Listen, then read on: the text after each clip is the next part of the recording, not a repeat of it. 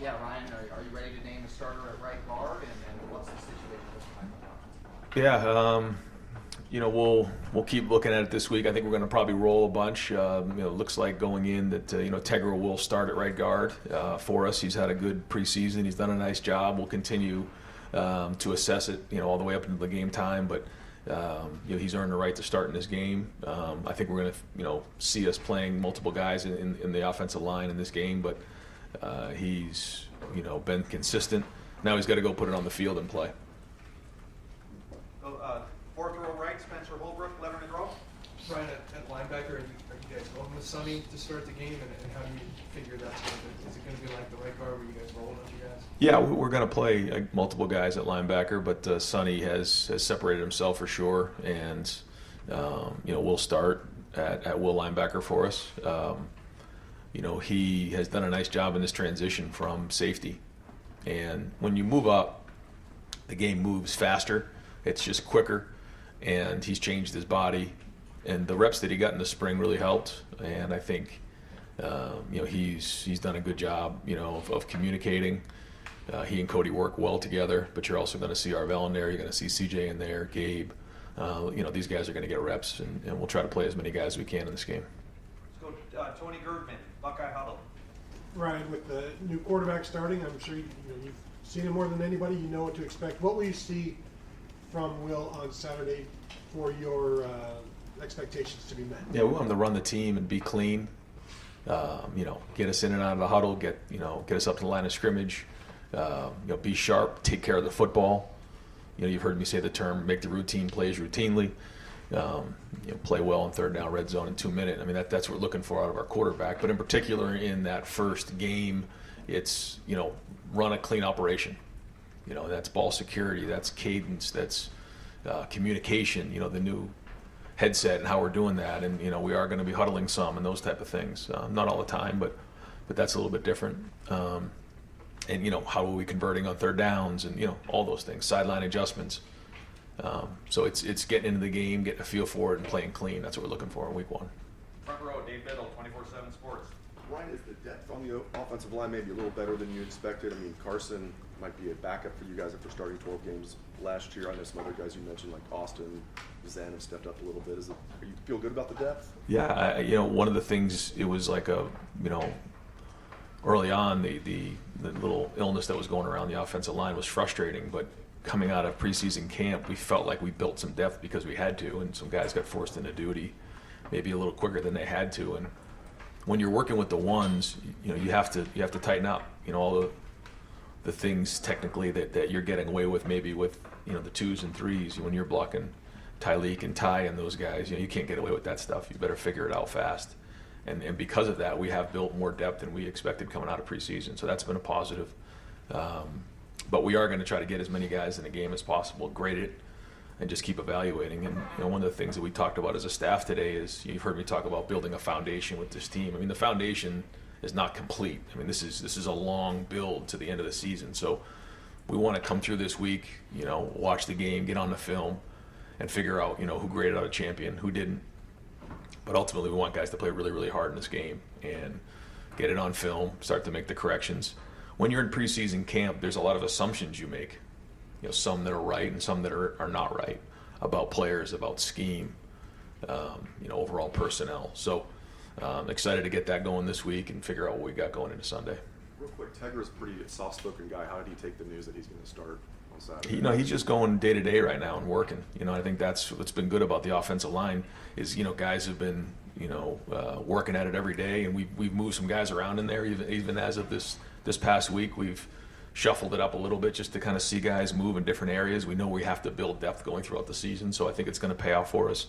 But he's been workmanlike. It wasn't like he's knocking on anybody's door and saying, what is my situation this week. He knows that if he continues to play the way he is, he's going to be a starter for us and be a huge contributor. But it's consistent and consistency that we're looking for out of him. But he's been one of the guys that we've been able to count on in this camp, and that matters. When you get 20 some odd practices under your belt and you get the 15 in the spring, those reps add up, and he's been in there now for a while. When you think about the last couple years, we really kind of got him with the twos even as a young player, and I think all of that is starting to pay off now for him. Stephen Means, Cleveland.com. You've had a starting running back, but you've never really had guys who are co-starters or starters. Just for the sake of asking, who's going to take the first snap at running back on Saturday? Yeah, I don't think Locke's decided that yet, but they're both rolling in practice. It's we're going to get our money's worth this week with the Heat, and so we're going to be rolling these guys pretty good, and James is going to get in there as well. So, we haven't really talked about that right now. Those guys are rolling, and they're both going to get a bunch of reps on Saturday. And you mentioned James there. Has he made you guys feel comfortable about where the depth is in terms of who might be the third guy up at running back with the way he's played? Yeah, I would say James right now is the third running back. He's made some really good strides. Now he's got to go put it on the field and play games, and that's different than just doing it in practice. There's still some things that he knows he's got to improve on in different areas. But a part of that now is getting in the routine of playing a game and being consistent over time. And when you're a freshman, sometimes that can be a challenge. Making sure you're getting your rest, making sure you're taking care of your body, and bringing consistency every week. So that'll be the challenge for him. But he's going to play in a bunch of snaps like a bunch of these guys. Yeah. Far left, Joe Nugent, WCMH. With the iPads now on the sideline this year, what type of impact do you think that'll have? Well, it's the same for both sides. But I think the communication in game will be very, very important in identifying what's gone on in the last series. We did that in the stadium the last 2 Saturdays. We were able to go through and see what it would look like at halftime, what it would look like during the game, up in the booth, on the sideline. And you have an ability to tag certain plays on your side of the ball so that you can all get to it at the same time. Identify what those things are, and then make corrections or identify what scheme things are going on. So I think you're going to see a little bit more in-game adjustments than maybe previously. But other than that, football's still football. That's not changing. Fourth row right, Jeff Gilbert, Press Pros. Coach, in regards to Will and his mental approach, he's in a position of a team of expectations, goals higher than he's probably ever been around. How's he handled that since you named him the starter? How do you expect him to carry that onto the field? Yeah, I expect him to be the same way he's been since he arrived here. We went through the recruiting process there, and he knew what he was getting himself into here at Ohio State. And not to speak for him, but I think there was only maybe a couple places he would have considered other than going to the NFL, and this was it for him. He wanted to be here, and I think a big part of that is he knew what came with it. And he's really embraced that role. He's been in here getting extra film work in this week already. He's put a lot of work in this preseason. So, we ask our quarterbacks to do a lot here, and he's embraced that part of it. So he's got a good look in his eye this week, and I think he wants to get on the field and get started. Third row right, Dylan Davis, Delaware Gazette. Staying with the quarterbacks here, is Devin still firmly entrenched as your backup quarterback right now? He is, yeah. Going into the week, how do you want to kind of split those reps there? How quickly do you want to get on the field? Yeah. Are you planning for that, or just kind of feeling out the game? Yeah, we've talked about that, Chip and I, about, as the season goes on, where do we want to insert him into games. We'll kind of see how the week plays out, but I probably don't see us doing that in terms of the third series or the first play of the second quarter in this game in particular, but it's something that we're considering. Deep center field, Jeremy Birmingham, the podcast. Brian, I know as a coach you're not going to assume anything, but if other than winning and getting out of this weekend healthy, what makes this season opener a success to you as a coach and this coaching staff when you have put all this work in the offseason? Yeah, it's not easy, but it's simple. You want as many guys to grade out a champion as possible, 80% or more, and you've heard me talk about that before, but sometimes the best answers are the simple ones. Guys, you grade it out, either you did your job or you didn't, 80% or higher, and then that we are the hardest playing team in the country. That's really, I know nothing's going to be perfect, it's a start, but if our identity is going to be the hardest playing team in the country and we're going to be giving unbelievable effort, we have to put that on film. We've got to grade out over 80%, we've got to play really, really hard. And that's what I mentioned to the staff today, and that's what we're going to talk about here in the team meeting at 2:30, and that's what we're going to really be echoing out through all the week, and then hold them accountable on Saturday, and then come in Sunday, identify what went well, what didn't go well, and continue to bang that drum, also knowing that we're going to have to enhance our scheme as the season goes on. I mean, let everyone know that 130 years ago Akron won 12-6. I have not. Far right, Adam King, WBNS. Well, kind of going off of that, since 2019 this is your first time opening against a non-Power 5 team. You don't have to go on the road against a Big Ten team. You're not playing top 5 Notre Dame. How is that different for you guys to be able to step on the field on Saturday? Not taking anything away from Akron, but knowing, it's not as much of a challenge. Yeah, for us, it's always been about us. You hear me say that a lot, but you have to really focus on the process of it and like what are we doing, and our opponent shouldn't matter.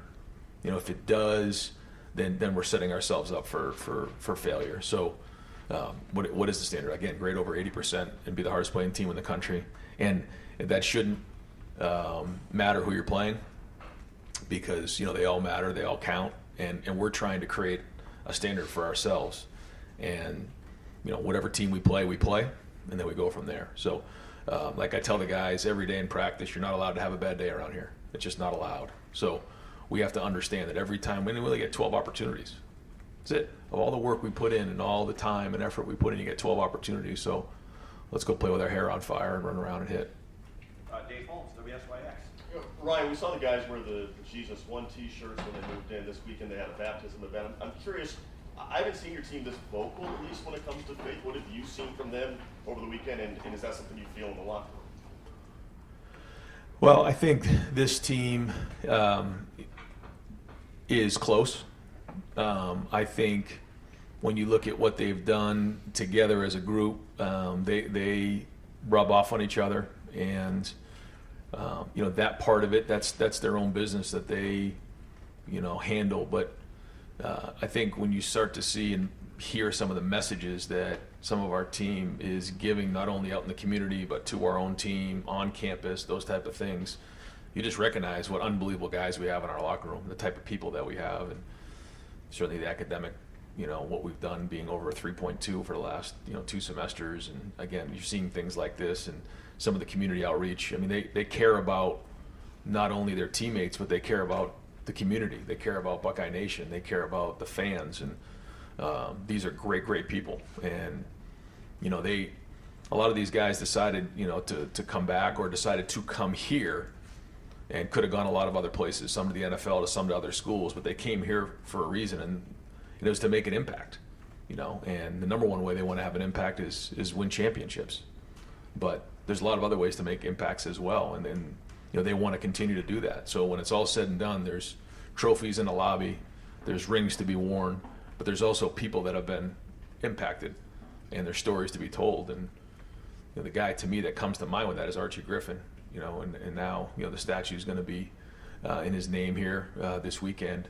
But of all the things he's done in terms of winning the 2 Heismans and all the great history he's had here on the field, to me it's the impact he's made off the field. And I can't tell you how many people have shared stories with me about being a young kid who looked up to him, and Archie took time, or he went to an event and spoke to folks and he took time, and because of that he's a legacy.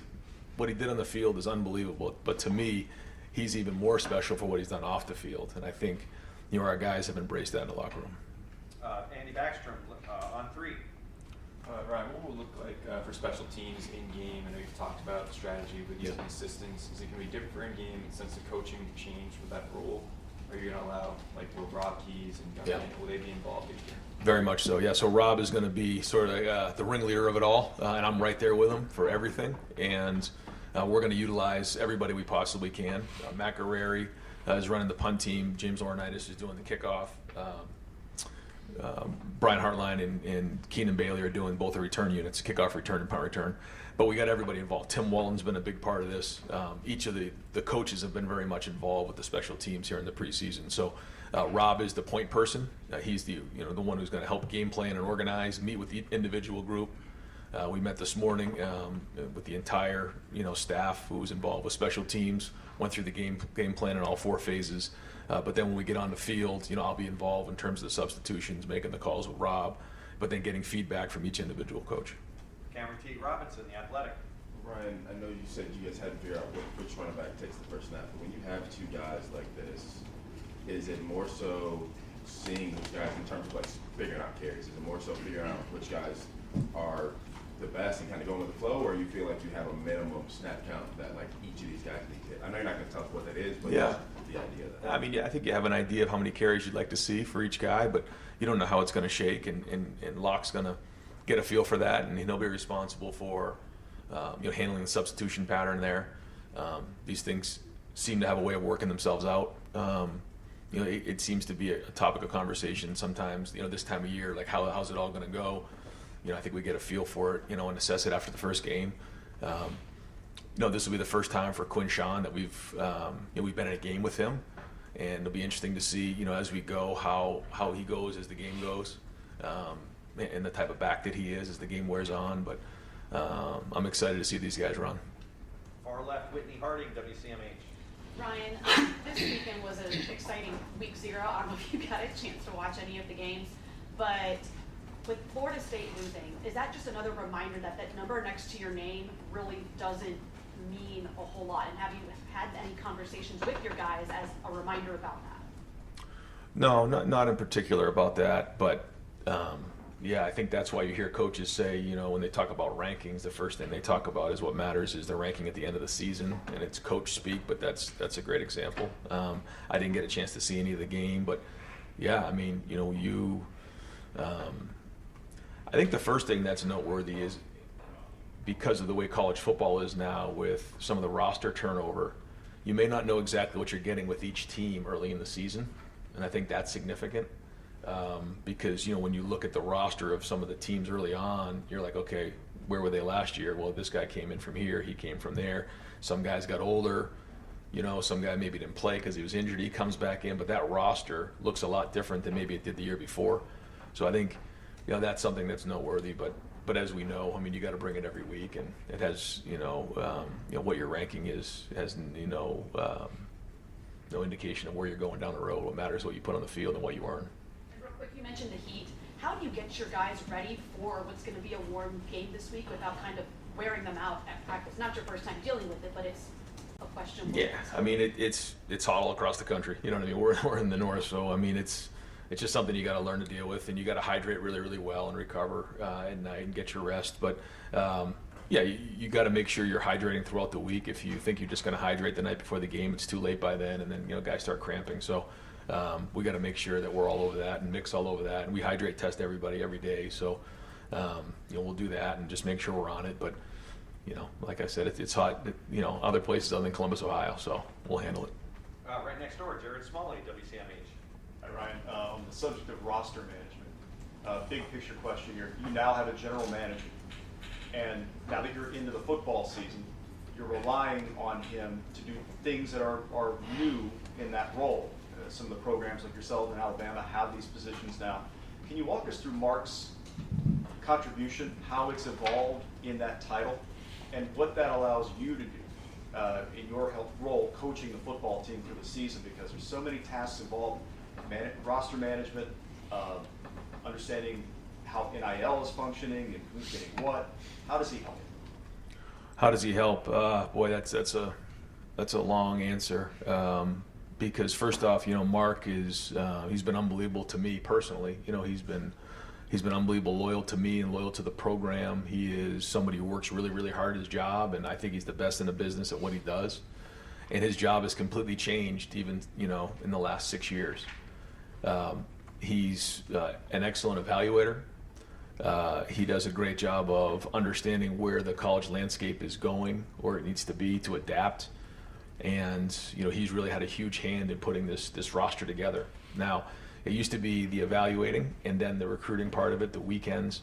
But then when it went to official visits in the spring, that completely changed. Now, we've gone from having a couple people on a visit to now having 15 recruits and their families and you're talking over 100 people for a weekend. It's almost like event management. There's that part of it. Then there's the NIL piece of it, and his conversations with agents and some of the folks in the community, and he's had a huge hand in all of that. So he's his role has increased and it's become more and more important. And like I said, I think he's the best in the country at what he does. Steve Hellwagon, 24/7 Sports. Yeah, Coach, can you give us a breakdown of like Chip Kelly, up or down, like how that's all going to look, where the coaches will be stationed? And all that? His plan is to be up in the box, and I think for him, being able to get organized up there, he's got the tablet up there, he's got his call sheet up there. He can really, be clean after every series. I think that's one of the things too that he and I were even talking about, is that when you're on the sideline and you're the head coach, you have your call sheet, but it's hard to get your next series ready when you're doing all these other things. When you're up there, you get a desk, you can sit down, you can get your thoughts organized for the next series, you can go through everything, you can communicate well, and so that's going to be his plan. Tim Drebno will be up in the box with him, Billy Fessler, and Tony Johnson on offense. Wide receiver, we've asked about a lot of positions, who's starting. I know you were taking the tact of slow rolling to talk about Jeremiah Smith, but where do things stand there at that position with maybe the top three that are going to be out there to start? Yeah, they're and Brandon Innes is right there. Bryson Rogers, Kojo Antwi, Jaden Ballard. I mean, you'll see all these guys play. I'm excited to see them play. They put in a good preseason and need a couple more days of prep into this first week, but they're excited to get out there just like everybody else. Do you think Jeremiah will be out there at the beginning? Yes. Folks, we've got to keep it at one question, or we're not going to get everyone in. Pat Murphy, 24/7 Sports. Ryan, since the 2 losses, 10 last season, it seems like you guys have just been building towards this. And I know you mentioned earlier that this build continues. This doesn't end anything. But to get to week 1, to get to a game, to kind of get back into that rhythm after an off season of talk and whatnot, just how much is there the excitement and getting things rolling? Yeah, we're really excited. And that's kind of what we said. Yesterday was our first game week practice of getting back on the field and playing games again. It feels like forever since we played a game, and there's been a lot of hard work. Mostly by the players, but also by the coach, by the staff. A lot of people involved to build this team, and Coach Mick and his staff and coaches and everybody involved to put this roster together. To go attack the season. And I can't say enough about the leaders and the guys in this team who have continued to work hard to get to where we are right now. And now it's time to go put it on the field and play. But no, there's a lot of excitement, and just like any time around here, everyone's excited about the season. There's a lot of talk around Ohio State football, and that's great. But what matters is what we put on the field and what we do on the field. So, like I said, fired up to get on the field and get on the film afterwards and figure out where we're at. Dan Hope, 11 Warriors. Ryan, with Will having a couple weeks going into the season to be the starter, do you feel like the offense is in a better rhythm than maybe it was this time last year? We'll see after the first couple games, but we'll see. We'll see. I mean, I do feel like we've had some really good days of practice. I feel like we've had a couple really good moments and some scrimmages. Still looking to be more consistent. Still, where our expectations is my expectations of where we are and where we are right now. We're not close, but I didn't expect us to be either. So it's like I said before about Quinshon. It's the same with Will. Like, we haven't played in a game with Will. We haven't played in a game with Quinshon. So I'm again fired up to see what it looks like on the field. But then get on there and figure out if some of the assumptions we've made are accurate and which ones aren't, and then enhance the things that are going well and fix the things that need to get fixed. Bill Landis, Kings of the North, the podcast. Ryan, you and Chip both last week, it was maybe 2 weeks ago, when Will was named the starter, said that the quarterback is the run game coordinator. And I don't know that I've ever heard you put it in those terms before. So is there anything different that's on Will's plate in that regard, or just what are you expecting him to handle when you say the quarterback is the run game coordinator? I think it's something that, and it's an approach that Chip's always had, where there are multiple places the ball can go, in particular with the way that Chip likes to run it and some of the things that we've done in the past with like Justin Fields, where you're reading an end and you have to make a decision. I'm either giving the ball or I'm pulling the ball. There's an opportunity to throw the ball or hand the ball off, or check the play.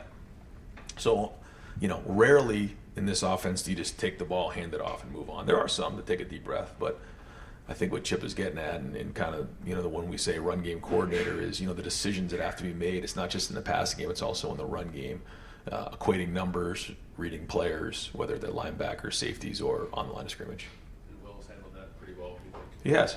He has, yeah. And he needs to be. I mean, he's got to be an expert. He's got to be the best in the country at that, because if he can do that, then, and again, not extraordinary, just routine plays, making them, then we'll have an opportunity to continue to make first downs. We want to have positive runs and get completions. And that's the focus early on as we get going. Tom Taveri, WBNS. Coach, you've said that you've seen an edge with this club in practice. How important is that? What do you do as a head coach to enhance that? And do you think these guys are ready to play a game now? Yeah, it goes back to how we practice. And if we're going to play that way, we have to practice that way. And again, this is, age-old commentary, but, if we expect to play with an edge, we got to practice with an edge. If we're going to play tough, we got to practice tough. If we're going to, have guys, getting their hands on balls in the back end, then we got to do it in practice. If we're going to have guys finishing down the field, then we got to do that in practice. If we have guys playing, on punt return who are going, 12 seconds on a return rep as hard as they possibly can go, that's got to happen in practice. And so we just continue to create those environments and demand that there's that. Now, for this team, we haven't really had to demand it that hard. I mean, when it's time to go, when you put the ball down, they're going at it hard. But that's our job as coaches to create that environment, because, as the saying goes, you're going to sink back to the level of your training. And so we have to make sure that happens every day in practice. And, good news is it's been like that in practice, but it's going to continue. Bill Rabinowitz, Columbus Dispatch. With most of your other quarterbacks, I guess, Justin, with the exception, you had years to build a relationship with them. You haven't with Will. What have you done to kind of hasten that process? And I know he wanted you to coach him hard, and if you could give details of how you've done that, great. But how have you kind of hastened that relationship with him, and how is it right now? Yeah, I was able to spend a little extra time with him, during the spring, and and I'm right there next to the quarterbacks, and he definitely doesn't have to worry about me coaching him hard. I can tell you that. But I think he knows. I think there's a level of trust there. He knows, what's come before, and we talked about that during the recruiting process. That all right, here's what needs to happen in order for you to get to where you are. And again, I just see the way he's been in the hallways this week. He's been around it. He's studying it. He wants it. So this is just the beginning, but he wants to be a great player, and he knows that if he buys into this offense, he buys into this team, he buys into our culture, that he's going to do that. We've seen that all and more so far. So again, it seems like we're never going to get to this first game and get on the field, but it's time to get on the field and go play football. Austin Ward, podcast. Ryan, you've talked often about the potential length of the season and needing to build depth. You've been asked about a couple specific positions, but I know they're all different. Generally, do you think that your philosophy to younger guys or building depth, whether that's by design or different game situations, do you think that's going to be different? Do you expect it to be different? What is the planning to build that early in the year? Yeah, I think that it needs to be a little bit different. I think there's some things we've done in the past that have been really good, and some other things that we probably need to do a little better. But also considering that this is going to be a different season. So I think that leads you to, there's some things that we need to do to make sure. And sometimes, you got to go put them in the game and, kind of hold your breath. But it's the right thing to do, because you just never know how these things are going to go. So, again, whether it all happens in the first game or not, who knows? But philosophically, we got to get guys in the game, and we have to prepare guys to get ready, because, that run down the stretch is going to take everybody we got. Joey Kaufman, Columbus Dispatch. Ryan, now that you've had a full preseason run up to practice with the helmet communications and all that, how has that gone? How do you anticipate it just being a factor, and what have you kind of learned from practicing with it? It's different. Yeah, it is different, and cutting it off at 15 is significant. Making sure that we have a plan for if it goes out, which can happen at times. When we were in the NFL, I remember that would happen sometimes. You've probably seen in some of the games where it goes out for 30 seconds, and that can get you out of whack fast. So just those type of communications. But I think it's allowed Chip to communicate in particular situations really well with the quarterback. What's it down the distance? What can we expect here? Those type of things. And then getting feedback from the quarterbacks on what is too much information. So it's been good, but the day-to-day has mostly been just, in practice. The 2 that we've had were mock scrimmages. We turned it off at 15 to really get a feel for that. So, we'll get the call in early and get them lined up and go from there. To clarify, will Chip Soley be the one talking to Will, or will you be able to talk? So I have it on me, which we did the other day, and I just realized that. I said, well, I don't know if that's good or bad for you, but so I do have the ability to get on there and talk to him, but I'm mostly going to let Chip do that. And final questions, Tim May podcast. Thanks, Jerry. 3-parter. Number 1, will you watch the Connor Stallions piece tonight on Netflix? Number 2, what is your favorite moniker going into this year? Is it Hair on Fire, or is it Leave No Doubt, which you said in Indianapolis, which was kind of stirring, to a certain extent? Mm-hmm. And then number 3, what do you want most? Now, I'm going to ask another number 3. A lot's being made of the $20 million mark that Ross threw out there and stuff nationally about this roster, but you had a lot of guys come back, etc. And just what's your take on that kind of like hanging over this team as it heads into the year? Yeah, so no. What was the second question? What's your favorite moniker? Hair on Fire? Yeah, I like Leave No Doubt. Yeah, Leave No Doubt is something that when you again look back at kind of where we've been and coming up a drive short, a play short, and you can't leave it to one drive. You can't leave it to one play. You just can't. You have to leave no doubt. And that's it. It's like whether it's a prize fighter going down to either knock them out or leave it to the judges. You can't do that. And so that's been something that we've talked a lot about. Mick has hammered it in the off season. We still break down some of our meetings that way. We have to do that. So that's probably the one this year that we've grabbed onto the most. And then our team. Every year the expectations are high. We've talked about this for years, and there's been a lot of teams, a lot of talent, a lot of great teams here. So that's nothing new. And so our focus, and this team has done an unbelievable job of just putting one day in front of the other and going to work. And that's about to start here. So I think our guys have had a good preseason. I think they're focused. I think they know what's important right now, and that's what we're going to do. We're just going to focus on trying to play the best game we can on Saturday and build from there. And that's all we can do. I'm talking about the $20 million thing is some people, best roster money can buy type thing and stuff. Does that bother you that that's out there? Well, I think, sometimes, things are said, but when you look at our guys, they're here because they want to be Buckeyes.